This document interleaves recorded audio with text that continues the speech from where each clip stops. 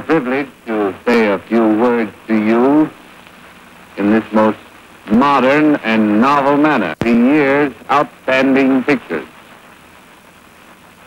What is the picture? Oh, well, of course. You've guessed that I'm referring to...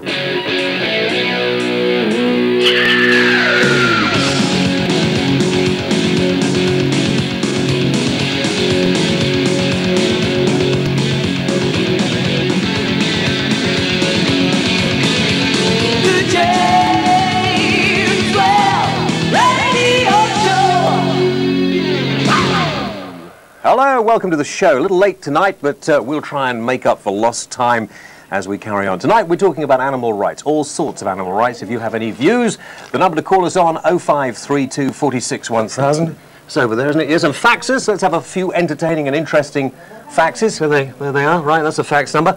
And we'll be meeting people as we go through the programme tonight who have differing views on animals and how they should be looked after or not, maybe, as the case may be.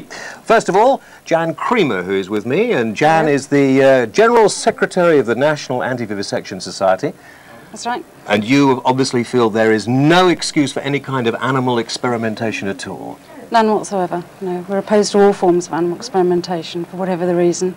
Nothing that you may save human life or could be sort of described as being beneficial to human life? Or animal experiments can't save human life, and they're not beneficial to human life, and that's exactly the kind of information that our society produces. We actually can prove that animal experiments don't work. Okay, you watch this. Now first, before we've actually rolled this, it is fairly disturbing. If you are easily upset, perhaps you should turn away. Watch this and then start calling us and telling us what you think about animal experimentation. All over the world, behind closed doors, animals are still subjected to extremes of cruelty that few of us can imagine. Who devised this experiment, filmed by an amateur cameraman, where animals have been so cruelly disabled?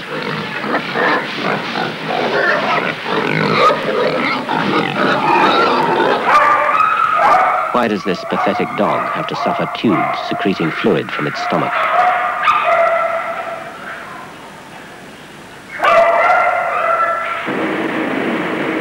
What scientific experiment left this rabbit distressed and disorientated?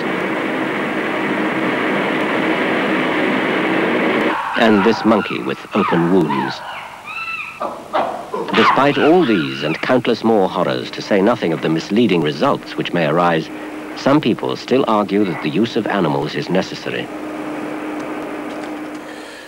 Okay, I don't know how that made you feel, but it made me feel pretty disgusted with the human race. Jan, is there, because I always used to think, until recently, I've changed my mind on this, I have to be honest with you, I always used to think that animal experimentation, particularly as far as microsurgery is concerned, was quite beneficial, that surgeons needed to experiment on living things when they're sewing back severed limbs, but that's not even necessary either. Absolutely not. In fact, our society has funded a surgeon who has developed a system for the practice of microsurgery on human placenta. So, in fact, surgeons can practice, if they wish, on living tissue and tissue that has been used, and watch other surgeons, as we have done for many years. You know, a lot of people don't realise that we don't actually, historically, we haven't used animals for the practice of surgery in this country. Now, the one thing I can't understand, we did ask, by the way, a lot of companies to come and take part in the programme, and we have here a statement that, if I have time, I may read out a little bit later on. An alternative to the LD50 test, and as you know, the LD50 test, perhaps you'd explain for us, it's particularly nasty and senseless. Right. Well, LD50 stands for lethal dose 50%, and the idea is that a batch of animals is taken and force-fed a product until 50% of those animals die. What usually happens is that the animals die from overloading one or more of the body's organs rather than by any poisonous effect. If you're using a fairly harmless substance, as you can imagine, you've got to get a lot of that substance into the body to achieve any poisonous effect. The Chemical Industries Association, and we tried to get one of their members to come on the programme. We also tried to go and film in a laboratory. We even tried to go and film in an abattoir, and nobody actually wanted us in. So we managed to get bits and pieces of film from elsewhere. Now, they say, the people who use animal experimentation, well, the government insists that we do it. Well, that's not strictly true. In some areas of products, such as medicines, and for certain health and safety, and Ministry of Agriculture requires a certain amount of animal testing. But certainly for day-to-day products, household products, cosmetics, things like that, it's not actually a requirement. But what needs to be changed, where there is a requirement, is simply to change the ideas of the civil servants. For many, many years it's been accepted that you take a batch of animals, produce a set and get yourself some nice tidy figures. And what we have to do is change that. Now, I used to believe that animals were well looked after and well cared for in laboratories. They had nice, clean sort of conditions to live in, and that isn't true either. Not always true, anyway. No, well, no, it isn't. People do unfortunately have the idea that the people who work in laboratories are somehow different from the rest of us, in that they're more altruistic than other people, more cautious than other people, they don't make mistakes, and they're very conscientious and careful. It's absolutely nonsense. They're just as good and bad as other human beings, and there is a large element of bad, as many of the films that have come out of laboratories have shown, people smoking, laughing. Right. That's one of the worst things I find, that when you're talking about animals, or people are talking about animal abuse and things like that, it's the people who laugh as they're going on merrily killing something or anything. I can handle hunting and all sorts of things, as long as people do it for a reason, and they don't all stand around laughing at the fact of some poor animal being badly treated. I mean, which brings me to say that Waylet of the Week is Esmeralda, who has her pet python with her tonight, which some people may find offensive and some may not. I don't find it offensive at all. Esmeralda is my friend. We have. Are you all right? I'm very good, happy. good. Now, Kay, who this is Quasimodo, by the way, who hasn't eaten today, which worries me. You know all about snakes, don't you? Yes, I do. You're a rep. A herpetologist. Yes, a herpetologist, and we'll be talking more about this a little bit later on. Do you mind animals like this being, or do you? I don't think the animal should be here. I don't think it should be. It belongs in a studio. It belongs in the wild. Yeah. Although this was born in captivity and born sort of here. It would, even so, it shouldn't have been here in the first place. They shouldn't have been brought here. But I mean, you know, I'm not going to get upset by its presence at this moment. We had an RSPCA man in here once who had to rush out because he was upset. Right, thank you, Kay. We'll see you later on. We have some phone calls. Before I take the first phone call, Jan, I want to ask you this question. Schools and universities spend quite a lot of time in the laboratory cutting up mice and cutting up frogs. Yes. Surely that should be stopped first of all. Absolutely. I can't see the benefit. You see, doing the same experiment over and over and over again. Well, this is also where the vivisectors are born, is in our schools. We've been campaigning for many years to give students the right to refuse. At the moment, certainly in universities, students run the risk of losing marks and jeopardising their degree if they refuse. And the same with school students have the same problem. Okay, hang on for a moment. Let's take some calls. Dave from Birmingham. You've got your little knob fixed? Good. Sitting in the corner, being all quiet. There we are. Dave from Birmingham. Hello, Dave. Hi. Yes, Dave. Well... Hang on a minute. I've got to go and slap him for a few moments. You've got your telly on, haven't you? Have you got your telly off? Dave's got his telly off. Oh, Dave, have you got your telly on? Forget Dave, he's a waste of time. Andy from Cardiff. Hello, Andy. Hello, James. Yes, Andy. Hello. Hi. I'd like to just make a point that the young lady by the next interview made earlier on. Yeah. About certain experiments that are obviously made on animals. Yeah, hang on a minute. I'm sorry about that. We have a little problem with the phones tonight. What's going on? What's going on? What's going on? We'll sort it out and we'll come back to it in a few minutes. I'll tell you what I found. I've been reading one of these magazines. This is called Ag Scene. Is that right? This is what's this is about? Protection. That's the Compassionate World Farming magazine. Yeah. Okay. Well, let me concentrates on factory farming. Can you see this number 3? Where's Mark? You have a little look at this. Can we get that? This is if I can get it out of the light so it doesn't shine. This is actually a Greek abattoir, and this bloke is actually in the business of bludgeoning to death pigs. Now, before you say, oh well, that's in Greece, that sort of thing doesn't happen here. Okay, it doesn't happen here, but abattoirs, they wouldn't let us in and film one. You know, we couldn't get into one and film. Abattoirs aren't particularly nice places because the animals actually know what awaits them, which is why bulls bolt from time to time and run amok in city centres. Are you a vegetarian, presumably, as well? I'm a vegan. You're a vegan? Yes. Right. Okay. 46 1000, the number to ring, 0532, the code, and we hope to get the phone calls working before long. Back after this. 46 1000, James Whale.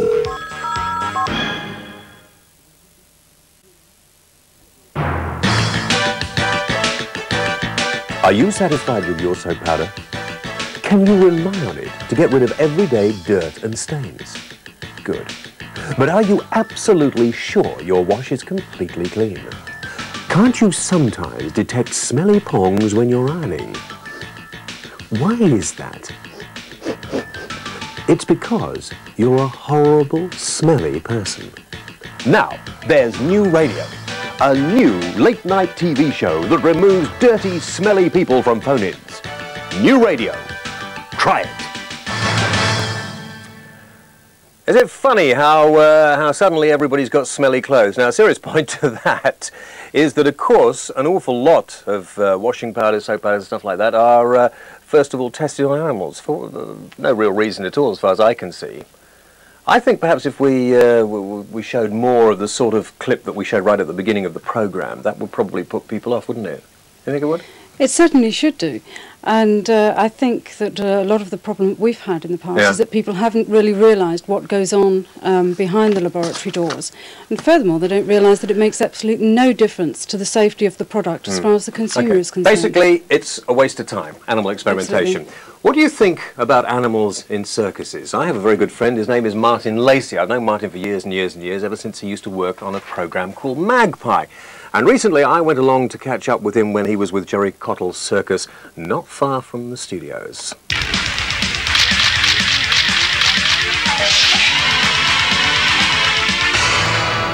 Whaley goes to town. I have to tell you that if this goes seriously wrong, Nina, I will need you to fill in a little more often. To me. To me. The point of this, of course, the great animal debate, are these animals badly treated? Does Martin abuse them? If anybody's being abused around here, I think it's me.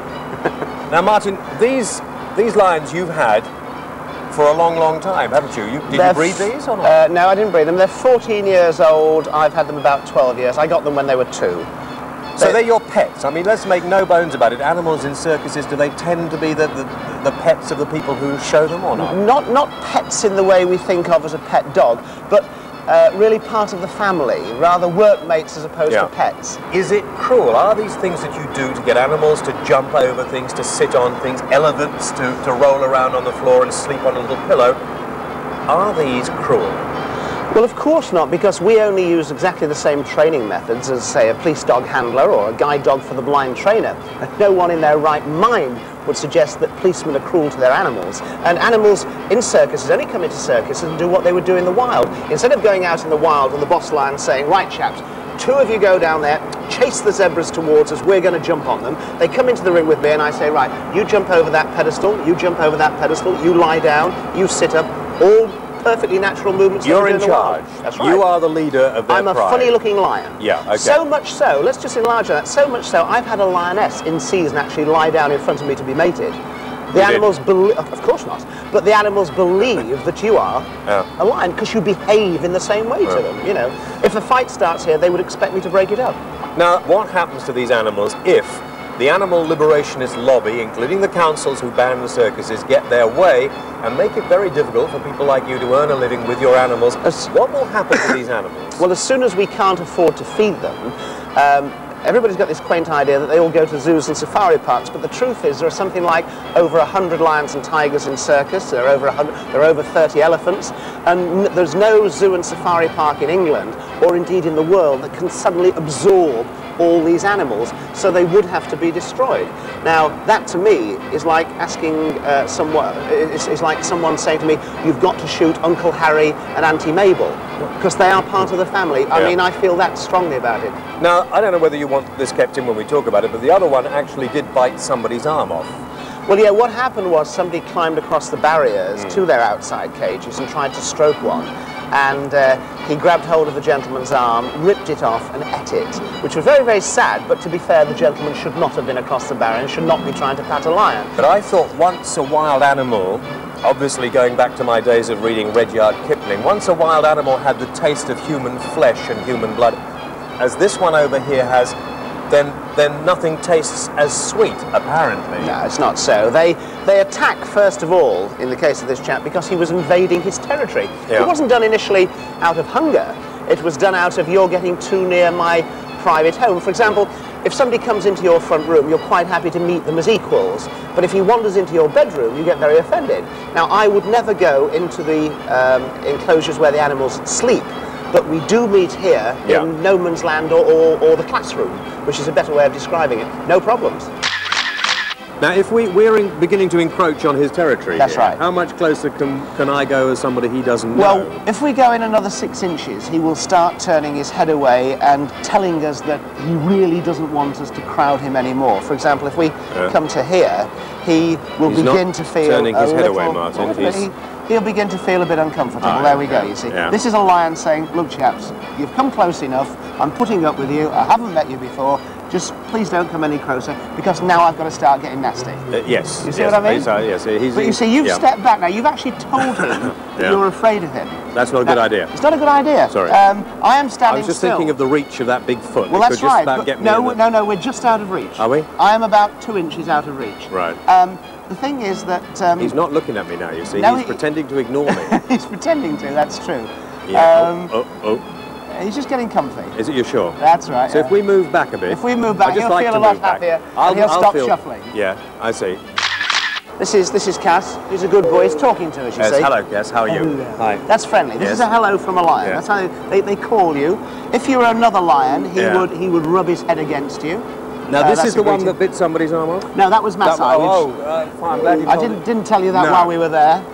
This is Cass.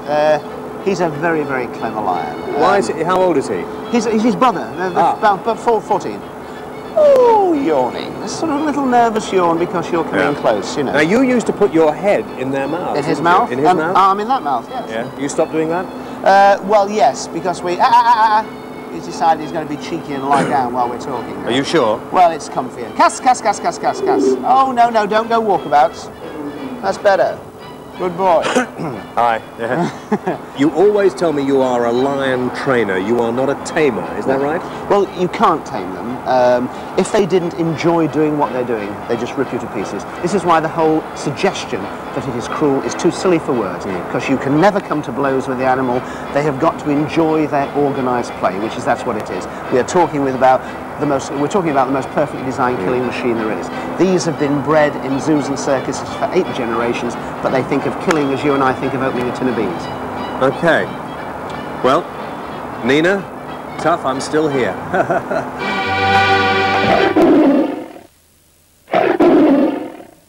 It's interesting, after we did that, there's a whole bunch of, I suppose, animal rights campaigners standing outside with a great big banner saying, "Ban the performing whale." It was very amusing, most amusing. Now, Roger Monkford is with me, and Doctor, I beg your pardon, Roger, and Sam, who has been cleaning his genitals whilst we were on. Dogs always do these sort of embarrassing things, don't they? Now, Roger is, believe it or not, Roger is an animal psychiatrist. Now, I said to everybody when they told me he was going to come on the program, I said, he's obviously a con man. You know, he's conning all these little old ladies out of all their pounds and sort of said, bring your animals to me, lie them on the couch, and I'll get them right. But there's a serious side to it, isn't there? There is, and I do care about the needs and rights of animals in my work, and a lot of domestic dogs and cats and horses and things that we see are certainly denied the things that they need to live a balanced, sensible sort of existence. I just must ask Jan before we go on. Jan, do you object to people having pets at all, by the way? Because you objected to the snake. I mean, you presumably would object to the circus. You're talking about two separate things. The National Anti-Vivisection Society is a single-issue society, sure, so we don't have policy. I'm just asking you for your own feelings on that while you're here. If you're talking about the animal rights ethic, then pets don't really fit into that as all an I really ethic. want to know is, do you believe in pets or not? I don't believe that we as a society now can adequately look after animals. So you'd be quite happy for us to have a national day where we exterminate everybody's pets, or would that be going a bit too far? Isn't it? That's nonsense. I mean, what would you do with them? It's interesting what you do with them. Now, John... Stop breeding them. You stop breeding them? Yeah, I don't know. Anyway, right. It's usually the way to reduce population. Yes, I know all about sex. I was going to make a really sort of lurid joke then and decided against it. John Curtin, who is over here, who said to me when he came in, "I'm your what was it? I buy exploding baby eating lunatic." Fantastic. That's what we're always portrayed as, isn't it? We know where John is. I hope, John, you're going to live up to that tonight. John is an activist in the liberation of animals, though he says he follows a non-violent policy towards people. He doesn't feel the same way about their property, so he's quite prepared to go and put fire bombs and that sort of stuff. Do you do that kind of thing? I'm not happy with that sort of thing. No, I do support non-violent direct action. Arson attacks that have happened have been planned out for months beforehand and have been done to totally minimise any violence to humans, any threat to violence. Minimise, but you've got to. No one's ever been hurt. You've got to say that. I thought somebody was killed on the North Sea ferry. They said that animals. That's preposterous. That's just police nonsense, police speculation. That will not be verified by the report when it comes out. Well, we'll have to wait and see on the report. John, for the moment, you obviously don't agree with pets either. Well, they are here. Yeah. I agree with Jan. They shouldn't be bred. I do animal rescue and. There are just so many. There's such a surplus of pets for good homes. I'd put for every one good home, there must be 100 bad ones from my experience. I think the ratio is the way around, to be fair. And I think we need companion animals, domestic animals, as pets, as ambassadors, just to keep us in touch with the natural world. It's so easy to get hold of at the moment. The RSPCA say they're now putting down 1,000 dogs a day. There are not enough homes. We cannot provide enough homes. Would you like to see Roger as the animals? Just a minute, Jan. As the guy who sees people with their problem pets, if you like, and probably problem people as well.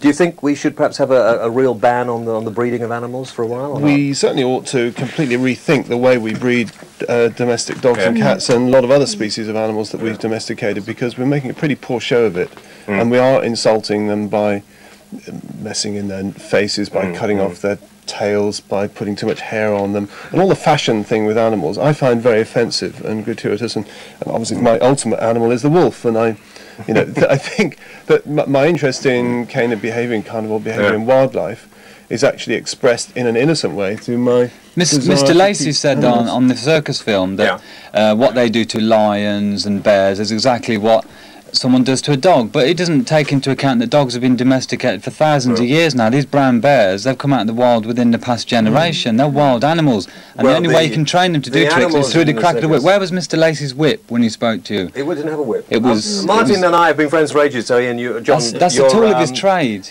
No, it isn't actually, because you can't beat an animal into submission. I don't believe you can. It can be done. I used to have feelings very like yours until a month ago, when I sat and listened to a lecture by a very good academic psychologist called Martha Kiley Worthington, who's done quite a good piece of research and probing critical research into what happens in circuses. And frankly, it's an awful lot better than the boring life they have down in the zoo. Okay. I agree. For the moment, Roger, we've got to just that's come here, Kay. I'll have some more calls now. Jan, quiet, zip it. Thank you for the moment. Thank you very much indeed. Okay. Cecil, we're doing a lot of shouting tonight, Cecil, aren't we? All right. Pete, hello, from Walsall in Staffordshire. Hello, Pete.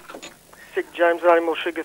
Could we turn Pete up a little bit, because he's a bit low? Speak up a bit, Pete. Yep. Yeah, right, John. I think it's sick that animal sugar through all this pain for the sake of cosmetics, perfumes. Fine, thank you very much indeed. Pete doesn't agree with animal experimentation either. Laura from Rotherham. Hello, Laura. Hi. I just wanted to ask you, I mean, I'm an animal lover, but what... Hang on, let me ask you that question, animal lover. I detest that actual phrase. What do you mean you're an animal lover? You have sex with animals? What do you mean? No, well, what do you mean you're an animal lover? How can you love an animal? You can respect one, you can like one, but all this, I'm a lovable, an animal lover, I find that really offensive. No, listen, perhaps bad choice of word, okay. Yeah, I like, respect and keep animals. Right. But what do you eat them as well? Pardon? Do you eat them as well? Yes. Yeah, okay, fine, no, just so you know we are, yeah. Yeah, what are the alternatives in, progressive medicine? What are the alternatives in progressing medicine? Yeah, with medicine. I don't... so far, I've asked a lot of people to come on and talk to us about this tonight, and nobody can actually prove that experimenting on animals is going to progress medicine at all. I'm sorry I'm answering for Jan there, just because we've got to keep on moving a little bit. Pete from Cambridge. Hello, Pete. Yes, Pete. James. It's about poodle parlours, about your opinion, It's great having pets and looking after them. Right, OK. Magda from Aberdeen. Hello, Magda. Paul Paul from Banbury. Hello there, James. Yes, Paul. What do you think of cruelty to whales? Cruelty to whales, I think, is disgusting. Well, in fact, a few friends of mine, you see, want to bump off a certain shut up. sperm whale, Could we give me control of the phones? Just give me control of the bloody phones now. I haven't got control of the phones. I need it now. I want control of them. Have I got it? Have I got control of the phones? Good, okay. Otherwise, I can't cut people off, and that's part of the reason I like to sit here on a Friday night. Magda from Aberdeen. Hello, Magda. Magda? Samantha from Teddington. Samantha? Who are you? Sam. Sam? Samantha. Oh, I might as well bloody go home now, mightn't I? Very nice, James. Never mind. Okay, Sam, yeah. I'd just like to say that if the world had turned out differently, if humans weren't in charge and animals were, how would we like it if we were in their place? Yeah, but that's giving animals, surely. I mean, Roger, do step in if you wish to, but that surely is giving animals human feelings and... yeah, but why not? I mean, they have got feelings, so... I think that's a good correction to take that viewpoint compared to the species supremacist view that we've always had as human beings. I think it's a good way of looking at it. Put ourselves in their position. In relation to all sorts of things that we do to animals. Are we basically in this country, do you think, an animal-abusing nation? No. Probably more by ignorance than anything else, but we do I think we've come along such a long way in the last few decades. Yeah, I mean, but it was acceptable to But at the kill and moment, eat whales. today, what's happening today? Institutionalise a lot of our abuse. I mean, vivisection is legalised. Circuses are legalised. We institutionalise abuse, especially in the vivisection laboratory. How would we feel if people, perhaps it would be better to say, how would we feel if aliens came to this planet and decided they were more important, more intelligent, more valuable than we were and experimented on us? Okay, we're going to take a break. We're going to have some music from Status Quo right into the middle of this. We'll take some more calls, hopefully, in a few moments. And we've got faxes. We've had some pretty disgusting faxes. That one there, oh, you can't see that because they've gone to the video. But it's probably just as well that you can't see that because the underline thing says you're spoiling. Oh, they're going to start singing now. Right. Do you know, I just had to come outside now for a breath of fresh air. These technical problems really annoys me. I must say hello to all the transmission controllers all over the country because they watch the programme. This is the only programme they have to watch carefully. The transmission controllers in every TV station in the land are sitting there waiting to play in the commercial break. And sometimes I don't cue it in properly and they all have to rush for it, okay? And I was going to cue a break in the wrong place, but I don't even know if I can be bothered to do that now. But still. Music from Lilac Time live on the show coming up a little bit later on. Keep the calls coming in. We'll be back.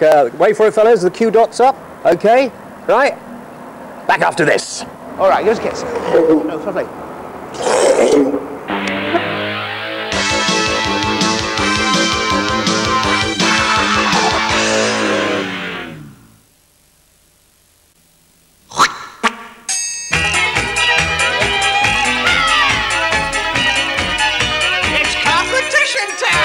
Yahoo! Right, we're all over the place now. What are you doing? Waving at that one. Hello, how are you? Welcome. Whale is live around the nation. And here we are, things falling apart as I talk. Last week's competition, you may remember we asked you who directed the 1931 version of Frankenstein. There were, come on, Kay, there were thousands and thousands of you who got it right, you see? Thousands and thousands and thousands. More than answer Blue Peter's competitions in here.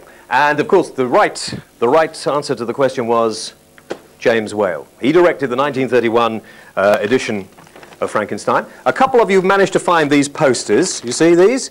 Rather nice Frankenstein posters with a little bit on the back. You see that? A lot of people said that looked like Nina Mishkov playing her organ, one of her favourite pastimes.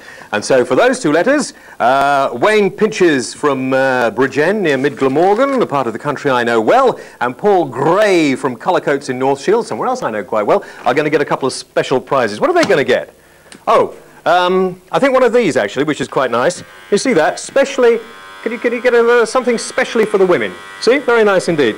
No, it's not what you thought it was. It's one of these hair trimmers, as demonstrated by Kay. There we are. You just, all over. It gives you a lovely, lovely feel to the leg. That's fine. Thank you.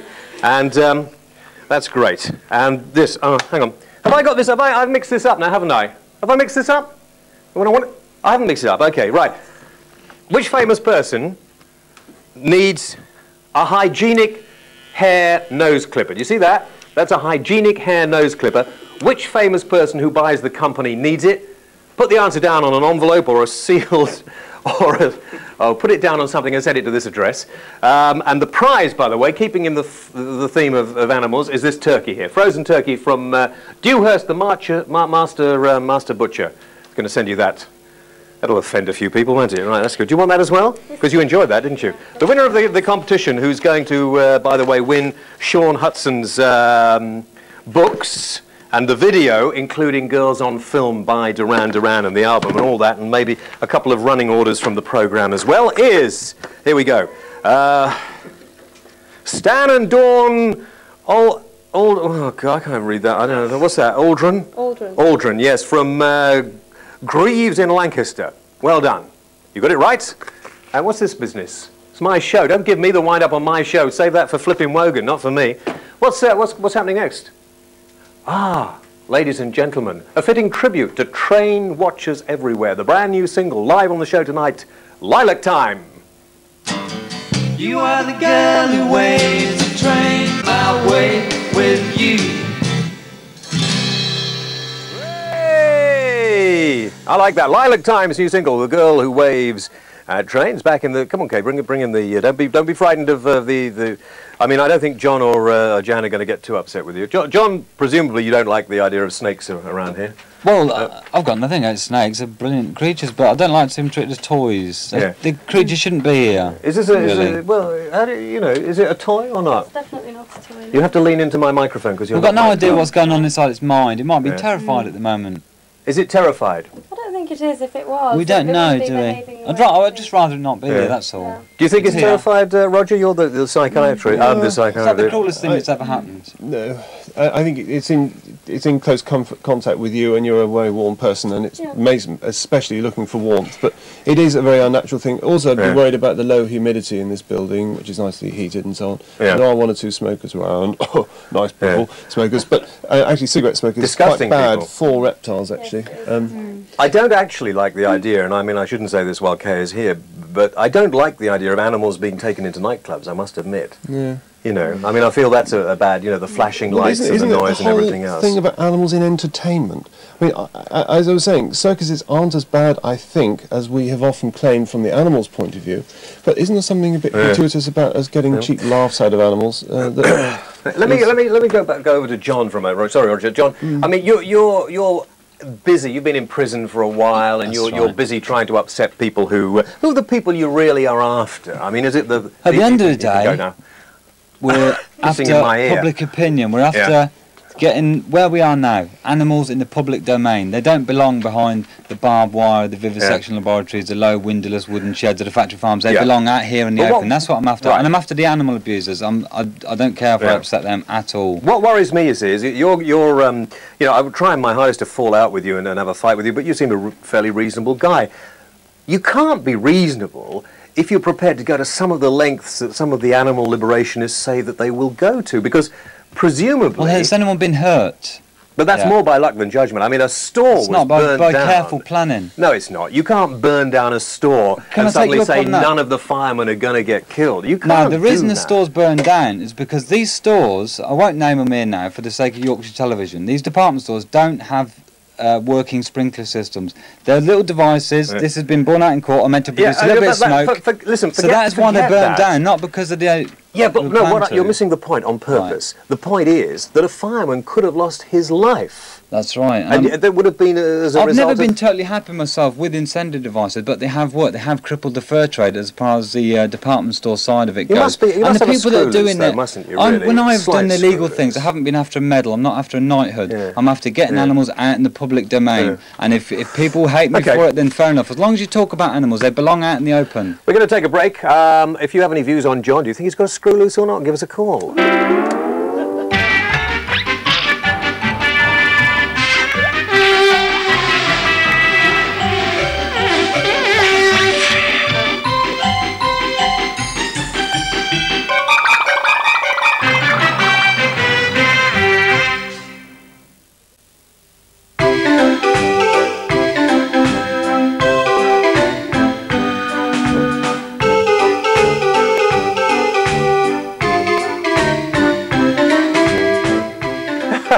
Hello and welcome to pointless views.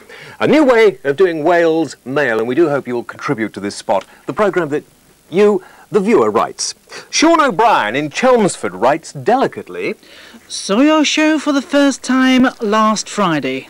Brill. It's the dog's bollocks. And little Barry White in Banbury, also on the subject of last week's show. That piece at the beginning, faking the end of the show, really pissed me off, even though I was watching it live. Richard and Ray Joyner from Poole in Dorset ask us to have a word with the powers that be upstairs.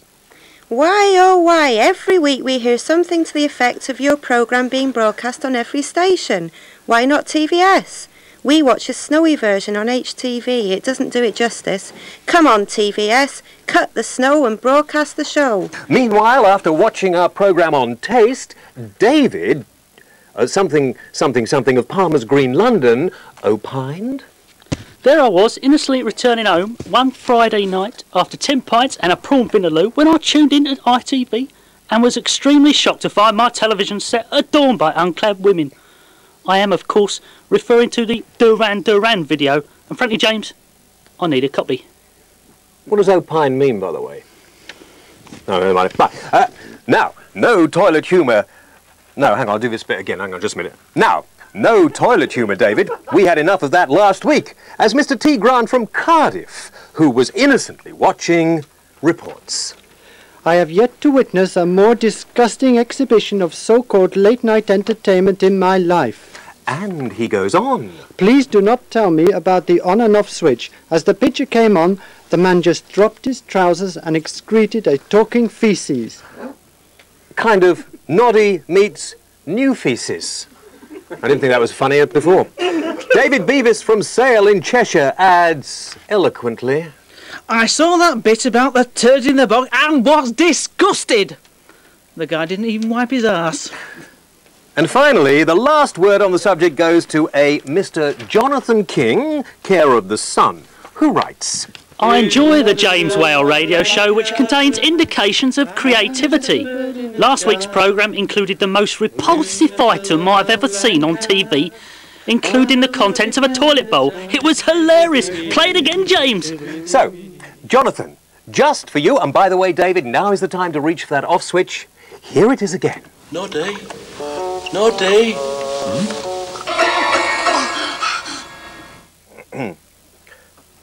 Oh, sorry.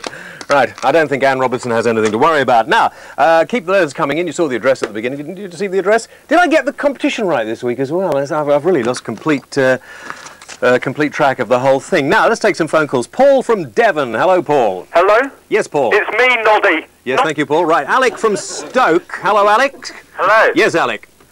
Well, we're moving on to the subject of blood sports as the... We hadn't got to that, have we? What do you think of blood sports? Well, I'd like to say, we breed around 10,000 pheasants a year on my estate. On your estate? Oh, yes. Jolly good, jolly and good. I'd like to say... Could you send me one for Christmas? Well, maybe a brace. Good, thanks very much indeed. I tell you the thing that really peeves me, and you, my friends may like to join me, it's okay everybody going on about fox hunting, all right, and the various... but the biggest... Can we listen, David, catch that flipping turkey. Sorry about that. That was heavy, I do beg your pardon. It ruined him. The thing that really worries me is that nobody has a go at the fishermen. I mean, here we are, this terrific sort of... I do, and well, I find that the most offensive thing, hooking these poor... out of there. If they screamed, I said this the other day, and the fishing fraternity wrote a very rude letter to the boss. If they screamed, there'd be no flipping fishermen, would there? That's right. There's 4.5 million of them out there every weekend doing their darndest. And we now know, through animal experimentation, that the pain mechanisms in fish are really much the same as in mammals and really much the same as in us. And they've got a central nervous system that are capable of certainly the same level of functioning. That's right. Do you remember when you were young and you had those magnetic fish sets where you got the little... Why can't they go back to that instead of inflicting themselves upon our wildlife? Precisely. So, you know, it's all right to go out there and it's quite... I suppose it's fashionable to go and be a hunt saboteur at the moment. We've a few fish saboteurs, do you think? But everything about animals is all these terrible conflicts, aren't they? None of us are consistent. I'm a meat eater. You know, don't talk to me. Yeah. I mean, it is, you won't always be a meat eater. You occupy the moral high ground in this because you wouldn't eat dogs, you're though, would you? consistent throughout your lives. You wouldn't eat dogs. The interesting thing is we eat meat. You say you'll eat meat, but you turn your nose up to a dog. Right. And there's no rationale to it. Yeah. I mean, if you're talking about meat eating, though, it's not just a question Just of one moral moment, we have an animal experimenter on the line. Hang on. Yoo-hoo! Andrew, hello. Hello there. Yes, Andrew. Hello, I'm glad James. you called. I experiment on animals, and I'm afraid you're giving it rather a bad press there. When you say you experiment on animals, Andrew, you know, what sort of experiments do you do on animals? Well, I do some experiments. I feed the animals certain chemicals, and I then take the animals apart, have a look at the organs and the various parts. For what reason do you do this? Pleasure, really. I'm an amateur animal experimenter. I didn't catch your address. No, leave your address and we'll give it to John later. You deal with him. Neil from Cheltenham. Hello, Neil. Hello, James. Yes, Neil. How are you? Question, James. Yeah. Who was more frightened in the cage, you or the lion? I think the lion, don't you? Well, yes, I thought so. Right, Richard from Cardiff. Hello, Richard. Hello, James. Yes, Richard. Could I speak to Jan, please? You may indeed, Jan. Thank you very much indeed.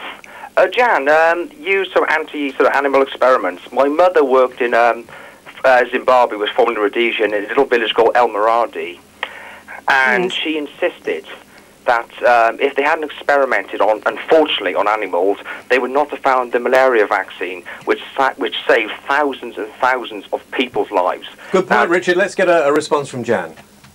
I'm afraid he's wrong there, and I'm afraid to say his mother is wrong also. There hasn't been any cures for that disease nor any other disease from animal experimentation. If you look at these sorts of diseases that people are suffering in the third world, they're linked to their environment, to dirty water and to malnutrition. The very first thing to remember is that the majority of the people in the third world are suffering and dying because of malnutrition. If you don't have enough to eat, you're then vulnerable to disease. The next thing they're dying from is dirty water. 50,000 people a day around the world die through diseases directly related to dirty water, and you can include malaria, schistosomatiasis, all sorts of diseases, because people simply don't have clean water. I'm afraid it's just unsexy for politicians to provide people with decent living conditions and clean water. There's a lot more money to be made from pumping the third world full of useless drugs and vaccines. So basically, Richard, you were wrong, and so was your mum. Sorry about that. Andy from Merseyside. Yes, Andy. Hello, James. Yes, Andy. Direct this one to John. I don't condone what he does in any shape or form. I quite agree with it to a certain extent. But he spent time in prison. And what about using the prisoners, these life sentences, for why not experiment on them? Well, unfortunately, human beings are used as guinea pigs by drug companies. What they do, they flood the market with all these toxic drugs, pass safe on animals. They then flood the market with them. You and I do not know what happened. Thalidomide, all the rest of it. Andy, basically what John is saying is we are all being experimented on by drugs. Because they're pass safe on animals. They've got no idea about the human effects. That really doesn't sort of take the argument very far, does it, Andy? Experimenting on human beings as well. Hal from Staffordshire. Hello, Hal. Hello? Yeah. What alternative does Jan give to experimenting on animals, given that the government are now trying to ban experimentation on human tissue or trying to restrict experiments on human tissue? Jan? Which particular human tissue are you referring to? Well, we won't have time to find out, Jan, because I hear that music that means it has come to the end. I didn't think we'd get to the end, and Sam has gone to sleep. Sam, stop licking your... Oh, dear. So, Kay, Sam and Esmeralda. No, this is Quasimodo. This is Quasimodo. We're going to say goodbye. Thank you to John, Jan and Roger. Thank you for watching. Vegetarian, everyone. Everybody's gone vegetarian. Get rid of the turkeys. I hope you can join us next week when we look at role reversal. In the meantime, keep the letters coming in. Have a nice weekend, and we look forward to being, well, Melanie and I anyway, and some of the others are going to the football match tomorrow, Leeds versus Newcastle. That should be a good game. Have a nice weekend. Bye-bye.